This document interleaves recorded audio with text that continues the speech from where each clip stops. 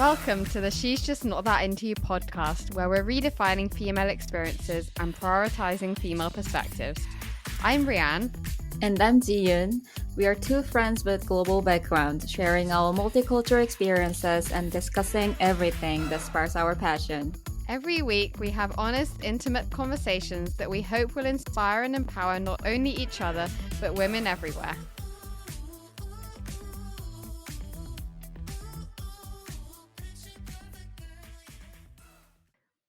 It's the division between the women who write and speak feminism and the women who live it, the women who have voice versus the women who have experience, the ones who make the theories and policies, and the ones who bear scars and sutures from the fight.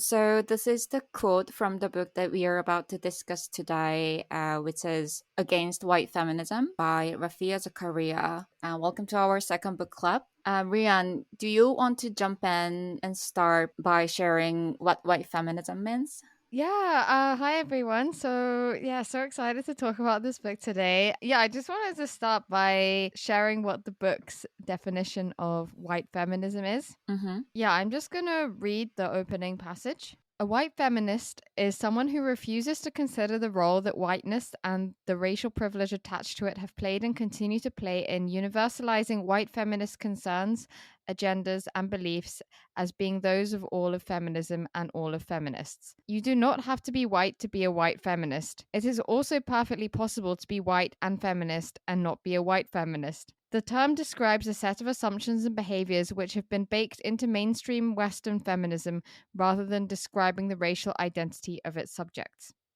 I think another sentence in the book that I think kind of summed up this idea as well was when she wrote about the white supremacy ideology that white is seen as universal and applying to all, and non-white is seen as other and applying only to those who are non-white. Yeah. Which I think really kind of sums up the division that she writes about in this book.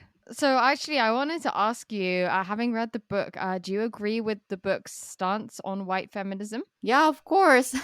She literally speaks my mind. I agree almost on every point that she points out in this book, because I think it's important to note that what she's arguing is we need to move away from that white feminism, not to remove white feminists from the discourse and conversation. So I completely agree with that sentiment of, removing whiteness and its privilege and superiority from the discussion and everything, to actually have every woman involved and empowered. So I think this is where we kind of disagree, because just reading through the notes that we each wrote in preparation for the episode. So I wrote that there are certain things that I don't agree with, because at some points I feel like she's kind of putting white people on a pedestal, or kind of glorifying white people through the fact that she says that non-white women are writing from the margins and that white women should pay attention to what they say. When I read that, I was like, oh, but like non-white women are not writing from the margins. Like, why is she kind of centering white women like this and reaffirming their supremacy? I mean, I totally understand what she means, but I think it might be because, so I've been living in Japan for the past few years, and, Japan is one of the only countries in the world that wasn't colonized by white people. So maybe because of that, like, we don't really have this image in Japan of white people being more intelligent or more advanced or something like that, which I totally get would be kind of baked into a lot of the historical and cultural context if you are from a country that was colonized by white people. So I also, maybe the other reason is that in Japan, I feel like it's quite a isolated country, both geographically and also culturally. So I feel like there isn't as much of an emphasis on kind of looking to the West to see how to be advanced, because everything is so domestic here. You know, because Yeah. like a lot of Japanese people don't really like study English, or I don't know. Yeah. So like I think compared to like a lot of other non-Western countries, maybe it's a bit different. So I think if I had read this book when I was still living in the UK, I might have agreed more with what she said. But having had the experience of living in Japan, I feel like in some ways she still is kind of putting white people on a pedestal by saying that they need to be helping non-white people be empowered and stuff, because I feel like just by putting them in the position of saying that the white people need to help, it kind of still puts them on a pedestal. Does that make sense? Yeah, I think she's just saying from her experience, because it's a fact that whatever we discuss in Korea or in Japan, they never get to be the mainstream. You know what I mean? Like maybe in Japan, it's more domestic and people may think that they are the center. But at the same time, let's say if there's any feminist theory or discourse that's happening in Japan, do you think that's getting to be the mainstream in the world? I don't Oh think no, not so. at all. I think that's what she is arguing in this book. That sense, Yeah, everyone else, like who's brown, who's black, they are writing quote unquote from the margins. You know what I mean? Like, yeah, because yeah. what society pays attention to is always the one by white women. Yeah, so I thought it was because they're writing in English. Yeah, that's the problem. I mean, that's one of the problems that complicates everything, I think, because they have the power, you know? Yeah, and who decided that English was going to be the international language? I guess it was Yeah. white people, right? Yeah, definitely. Well, it was like English people. Yeah, I just feel like Yeah. there's just so many complicated layers to this discussion. And I think it's valid that she felt that way because she's been in academia in the States and I know what it is like there. I think it'd be pretty much the same in the UK as well. But like, I have never seen a single white professor who says that it's wrong to have that sort of views from like a white person's point of view and we need to rethink everything and stuff like that. Yeah, that's interesting. When I was at university, I don't think I had any professors who weren't white. Yeah, I mean that's the problem in the first place. I mean, I think that's worse in the UK though, because like in the States, Yeah. at least good universities, they always like promote this sort of diversity and stuff like that. So a lot of professors are actually not white, and luckily I had more neutral experiences than many other people because I majored in anthropology, which is Okay. basically about seeing everything from like respective cultural perspective. So a lot of white professors are also pretty much aware that they are white. You know what I mean? Other than that, I think it's pretty hard to find that space in academia where white people actually say that their narrative is not universal. And yeah, so I was able to feel the frustration by the author. Yeah. So crazy to think that I really didn't have any professor who wasn't white. Oh my god.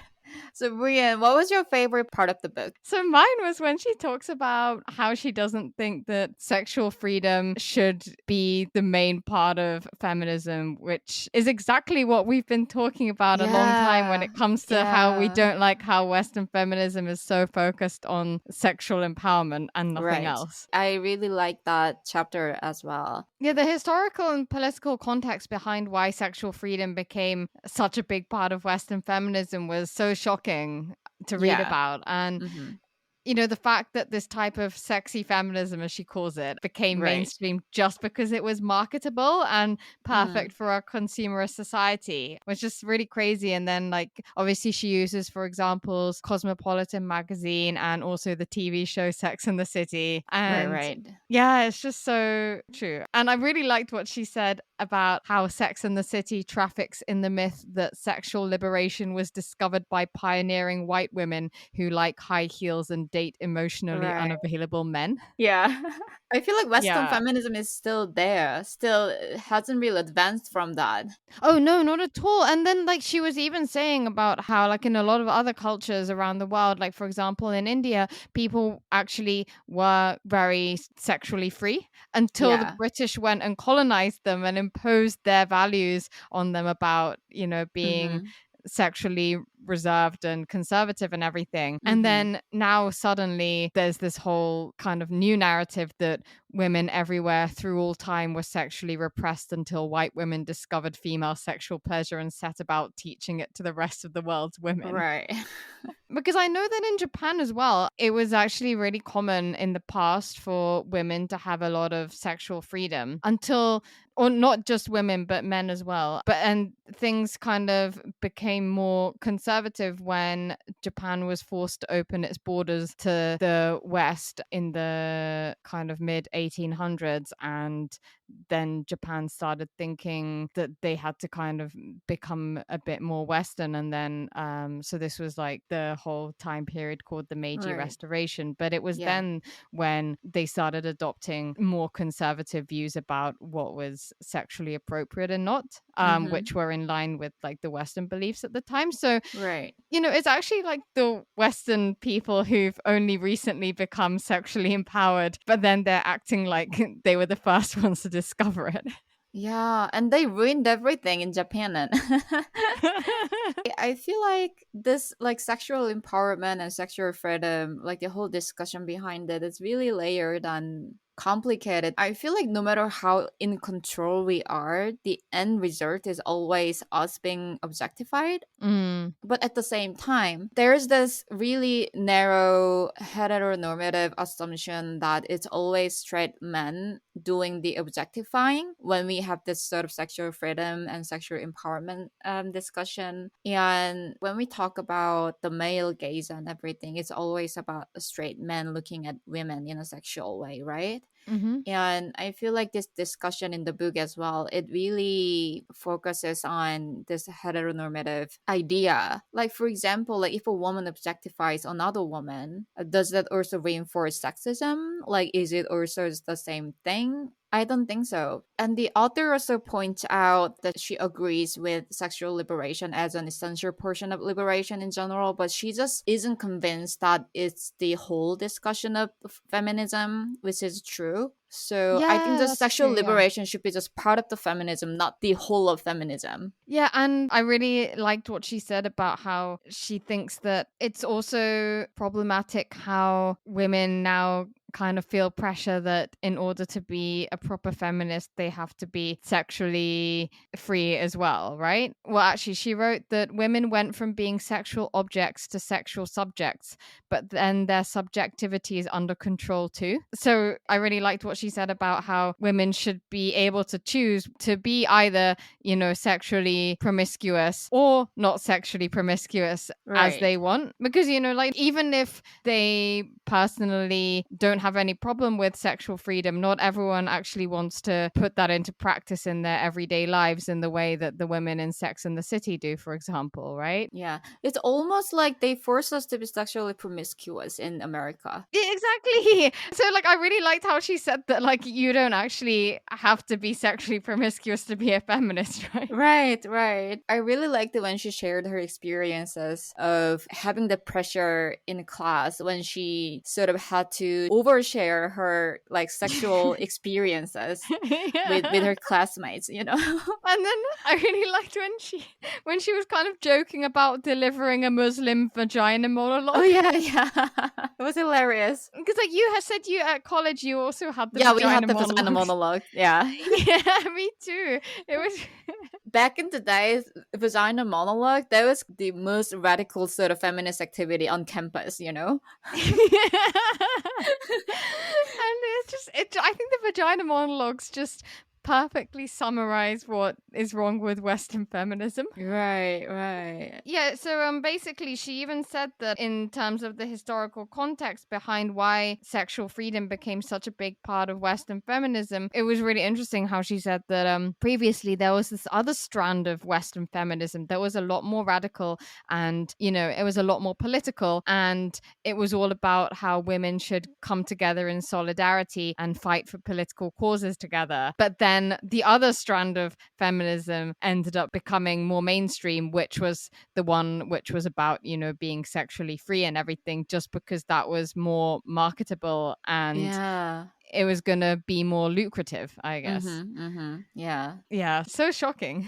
Yeah, so shocking. Yeah, so what else did you learn from the book? Yeah, another thing that I thought was pretty interesting is about honor killings and ego killings. Yeah. Yeah, where she talked about her experience of divorce and, you know, she would have gotten killed had she been still in Pakistan. And she was going on to explain what honor killing and ego killing were and the difference between these two. Yeah, I thought it was interesting when she pointed out that honor killing is the one that makes sense to the people who is more in a collective and community society, whereas ego killing is the one that happens to those who live in a more individualistic one, such as the US and other Western countries. And I thought it's still very relevant to a lot of us. Like for me and for the people in Korea as well, like ego killing happens all the time because men, they kill women all the time just because they are angry and just because their ego is hurt. Yeah. So for me, one thing that I learned from the book that was really shocking was, she writes a lot about the white feminist savior complex, I guess, of white women going out to help women in less privileged countries who are suffering from discrimination and kind of making it all about themselves and not being focused on actually helping the local women, but being more concerned with their own image as an altruistic goddess, Yeah. And, she writes about how colonialism was kind of why this whole thing started. And, it was actually really shocking when she wrote about the way that white women in the days of the British Empire, so like white British women, thought that female emancipation was something that only Oriental women needed. Yeah. And I guess as a British woman, it was pretty shocking to read about the way that British women also contributed to subjugating colonial people and, Mm-hmm. this whole white supremacy thing, because I had always thought that it was just British men who had gone and colonized all these countries and done bad things. I didn't realize that British women were also a big part of it as well. And what she was saying about how a lot of white British women during the colonial times thought that female emancipation was only something that non-white women needed. I think that kind of mindset is still so relevant nowadays as well, because I actually think it's still what a lot of white women think when they read things like, The Vegetarian by Han Gang, which we discussed on our previous book club episode, or Kim Ji-young, born 1982. I feel like they might think that those kinds of books are talking about female oppression specifically in a Korean context, and they might not think to apply those learnings to their lives living in a Western country. Mm-hmm. Even though I think what those books write about is really universally relevant for women all around the world, but they might just read those books thinking, oh, things are really bad in Korea, poor Korean women. Yeah. Or I also wouldn't want people listening to our podcast to think that we're talking about gender discrimination in just a specifically, Japanese or Korean context. Because, I think a lot of the things that we say about Korean men, for example, I think is still kind of a universal comment on gender dynamics. And it's not something that concerns us just because we're Asians. And I really liked what she was saying about how she thinks that white men are very good at hiding it from white women, that the white women have the same gender struggles as well. Yeah. So true. And I guess part of that is because white women, instead of discussing these things, are so focused on talking about sexual freedom, Right. which is like the perfect distraction. Yeah. Oh my God. And when she talks about how a lot of white women go to other countries to go and save non-white women, I imagine that the white women are they just don't realize that they are also in desperate need of help themselves. Yeah. It's almost like how the sister in The Vegetarian really wanted to help her husband, But then she realized that she was actually the one who needed help herself. Yeah, exactly. Yeah, and I remember, like, even when I was at school in the UK, when we learned about the suffragettes, Yeah. we never learned about how a lot of them were also pro-imperialist and racist, and that while they were fighting for the women's right to vote in the UK, they were also actively oppressing voters in the British colonies, which is so bad. But yeah, we never learned about that at school, so that was Right.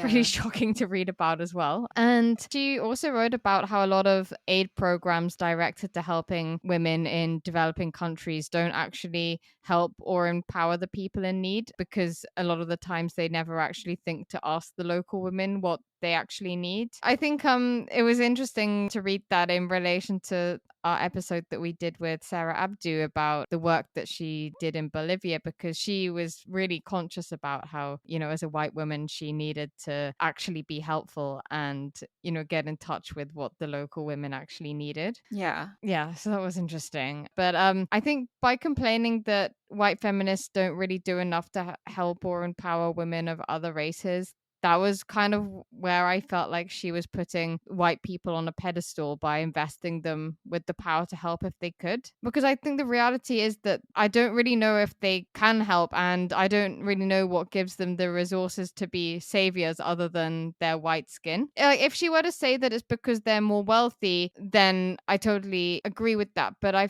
think that I think a woman who is wealthier could help even if they're not white. So by kind of conflating being white with being wealthier or being from a more developed economic background or something like that, I think she was still kind of putting white people on a pedestal by saying that, because I still think that if you imagine like a white woman who is not from like an economically affluent background, then she wouldn't have any more resources to help women in less developed countries just because she's white, right? But I think that she didn't really like talk about the nuances of that, so that was kind of why I felt like she was putting whiteness on a pedestal. But then I think you were saying that you think differently, right? Yeah, I mean, I feel like just because of their white skin, I think it's a fact that they have more resources, because they have a lot higher chances of getting better jobs and getting seen and getting understood and getting the voices and everything. And if they were to use their voice, then I think it should be done in the right way. But what she's arguing that they've been doing it the wrong way when they have exponentially higher chances of changing the world and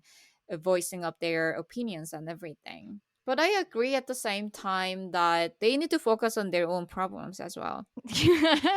I mean, they still have a lot of problems to be fixed at the same time, right? But why are they so focused on helping other women? Yeah, so I feel like it's like the sister and the vegetarian who like really wanted to help her husband, right? Yeah, But then she realizes that she was the one who needed help. right. Even in Western countries, there's still so much that needs to be done in terms of feminism, right? Yeah. I mean, and then, as she said, like a lot of Western feminists who go and help women in less developed countries, they don't actually end up helping anyone. They are helping themselves by doing that. Yeah, yeah. I think that was my main takeaway from the book, because she said that like a lot of the times like their lives are never actually improved by anything that like a visiting white feminist does for them, right? And the other thing that I learned from the book was that a lot of white people have taken credit for like feminist movements started by non-white people. Like I didn't know that the Me Too movement was set up by a black woman. Oh, yeah, me neither. Yeah. It was so shocking.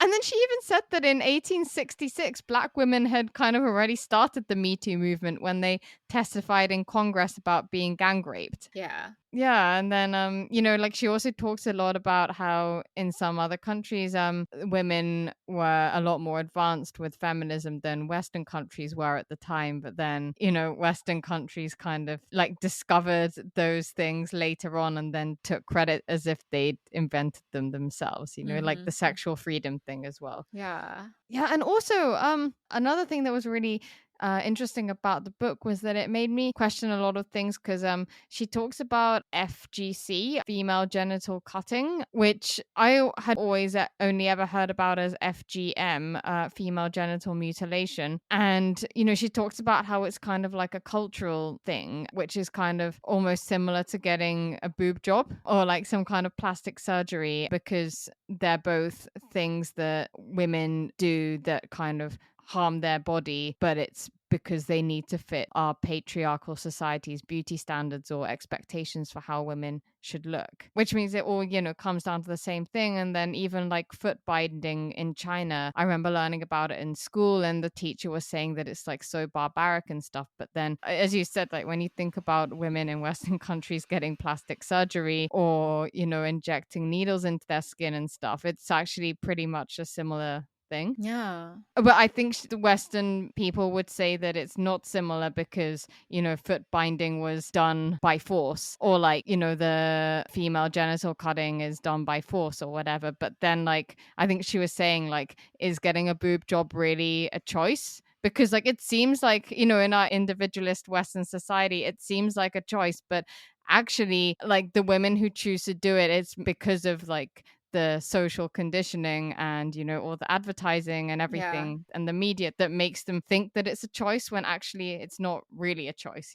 Of course not. Yeah, our choices are always socially and culturally constructed. It's always impacted by what the society tells us to do, so it's never by our own free will. You know what I mean? Like there's always this invisible hand that's playing behind our choices and everything. Yeah, it's so crazy. Maybe it kind of comes down to the individualist society versus collective society thing as well, because I guess like being forced to do foot binding in a collectivist society in China is maybe like a similar thing as a woman in an individualist society thinking that she has the choice to get a boob job or not, when as you said, like it's not actually a choice, but it just seems like it because she's in an individualist society. And she might even argue that, oh, this is what I want and this is what I do as a sexually proactive woman. You know what I mean? Yeah, this is sexual empowerment. Yeah, it's so interesting. And actually, I wanted to ask you, can you think of some examples in your own life that or in the media that you've seen of white feminism and the harm that it can do? There should be a lot, but I don't know, because I'm always so conscious of this white feminism kind of thing all the time, so I try not to be influenced by it. Nowadays, I feel like feminism in Asia is a lot more progressive and a lot more radical these days. Yeah, do you have experiences? I mean, I can't think of anything right now, but I guess recently I was thinking about, the whole case of Giselle Pellico. Yeah. And, her whole rape trial. And obviously, like, what happened to her is really horrific. And, like, it's really courageous and amazing that she's, been so vulnerable and done all these things to help other women around the world who are in similar situations. And, trying to rethink the idea of how, the shame should not be with the rape victim and everything like that. But then at the same time, I feel like a lot of the media coverage around her case is only there because she's a white woman from a Western country. And I feel like similar things that have happened to her have happened to women in so many other less developed countries, but they never get any media coverage. Right. Because of how the author of Against White Feminism writes about in the book, saying that a lot of the times in Western media, women who are not white are kind of written about anonymously. Yeah. As if like they don't even have a name or an identity. They're just like a mass of non-white women who are going through a difficult time. Right. And then there'll be like Melinda Gates towering over them, trying to help them, get vaccinated or whatever. Yeah. And so like I do feel like the Western media wouldn't do so much reporting on Giselle's case if she wasn't, a privileged white woman. Yeah, so true. Because, like, you know, things like that happen to other women in other countries around the world, and, you know, nobody really cares about it. Yeah, and then the other big thing that I learned from the book was that a lot of the seminal feminist texts like The Second Sex by Simone de Beauvoir and The Feminist Mystique by Betty Friedan are actually really racist and quite problematic. Mm-hmm. And I was just wondering, do you think it's still worth studying these books in this context? I think it's important to explore these texts because, first, I think like being a feminist who is white doesn't automatically mean that they are white feminists. So, in that sense, I feel like not every white feminist text is about white feminism, Yeah. although part of it can be white feminism, you know? Yeah. And I think it's not entirely fair to dismiss everything by, you know, feminists like Simone de Beauvoir, like Betty Friedan, or even like Gloria Steinem as Yeah. purely white feminists, because I Right. feel like Yeah. many of their ideas have been really important in shaping feminist discourse and a lot of conversations behind that. And they also play a really critical role in providing a foundation, not just for white feminists, but also for feminists of diverse backgrounds to build upon or critique. And second, I feel like to challenge these texts and their ideas, I think we need to engage with them deeply because it's impossible to critique and move beyond the theories without first understanding what they are in detail. So if we want to deconstruct outdated ideas and theories in feminism, I think we need to first know what they are arguing about and what we are trying to argue against. So either way, I think it's important for us to actually think of it as a necessary step in the process of dissecting oppressive, you know, white feminism systems. So yeah, I think it's still important to read these texts. Yeah. Thanks for sharing. Yeah. And yeah, also, so what she says about Western feminism's focus on individuality rather than solidarity made me think of the recent trend within female empowerment called Black Cat Energy, which we discussed in our previous Oh my podcast god. episode called What's Wrong with Black Cat Energy. And I feel like Black Cat Energy and the whole narrative around it is all about teaching women to stand out among women, which kind Right. of plays into the misogynistic thing where, you know, there are some guys who say stuff like, oh, you're not like other girls, or you're different to other girls, as if it's something really positive. Right. It's like a huge compliment, right? Yeah, Compliment. yeah, definitely.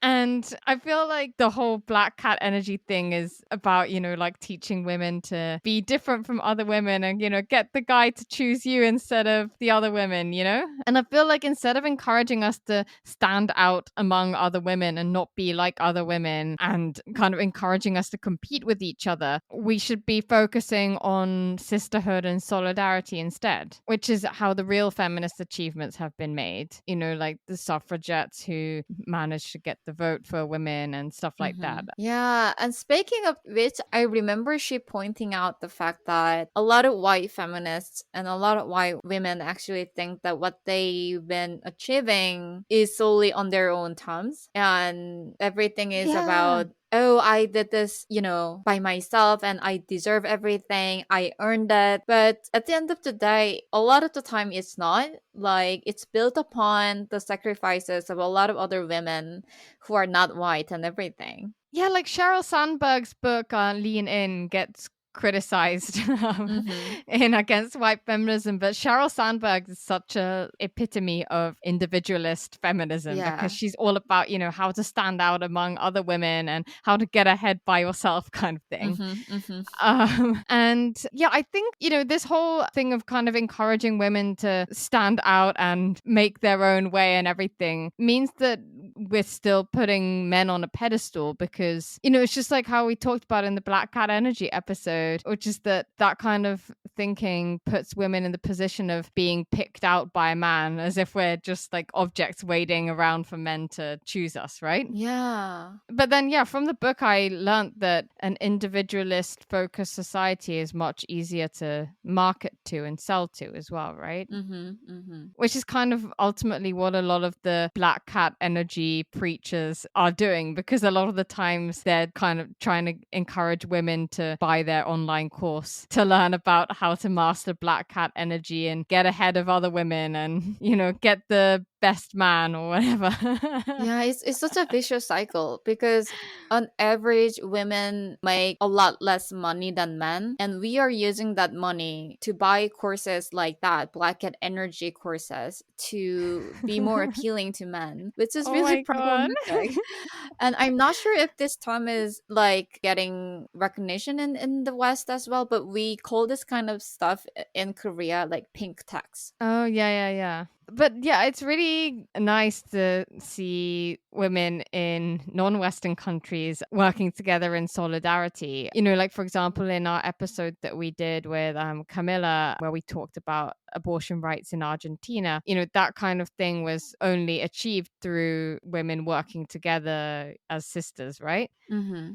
Like, Yeah, so it's not true. like one woman can achieve that by herself, right? Right. And then, like, also, like, in Korea, there's like the different feminist movements, like the 4B movement. Yeah. We actually recently did an interview episode about the 4B movement in Korea and Korean women giving up men. So yeah, please listen to that if you want to know more. Mm-hmm. Yeah. Yeah. So I think my favorite quote from the book was when she writes about how misleading individualist feminism is and the importance of solidarity. So she writes, the focus of feminism had shifted. Instead of aspiring to develop consensus and build solidarity based on what was good for all women, women were rewarded and even celebrated for looking out for themselves. But to create a feminist politics of solidarity, women have to recognize the forces that push them apart and push them into meaningless competition by keeping them from collective understanding and engagement. If you haven't read the book yet, please go and read it because it's really insightful and really informative. Yeah, hope you enjoyed the episode. Bye. Bye. Thank you so much for listening to our latest episode, and if you like that, please share with a friend. We'd also really appreciate if you could rate and review our podcast. And please get in touch if you have any feedback. We'll be back again with another episode next week.